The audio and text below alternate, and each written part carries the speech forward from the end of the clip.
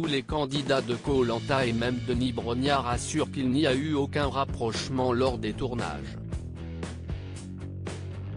La libido des candidats est très faible, ça n'empêche qu'il y a de temps en temps quelques rapprochements mais qui se passent souvent après, expliquait par exemple le présentateur de 53 ans dans cet avou en 2017.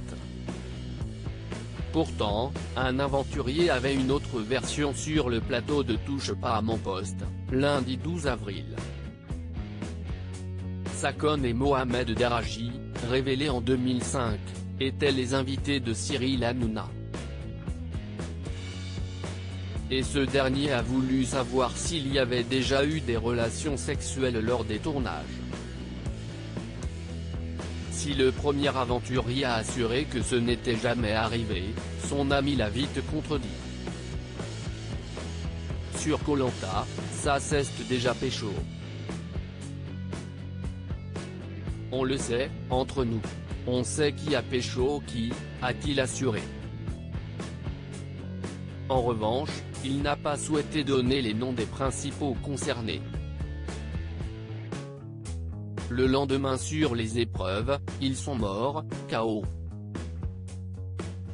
Si est-il là que tu vois qu'ils se sont pécho, a-t-il poursuivi. Il a ensuite rappelé qu'une boîte de préservatifs était à leur disposition. Et si est-il en voyant qu'il en manquait que des participants ont compris que certaines nuits étaient agitées.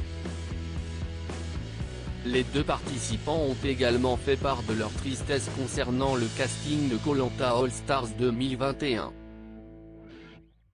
20 candidats emblématiques de l'émission se sont envolés pour une nouvelle aventure en fin de semaine dernière.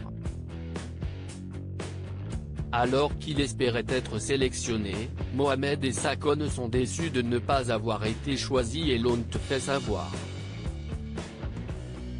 Ils ont notamment regretté que Cindy Poumerol ait été prise alors qu'elle a participé à l'émission Maman est célèbre. Pourtant, la production a toujours dit que les aventuriers se lançant par la suite dans la télé-réalité ne seront jamais rappelés.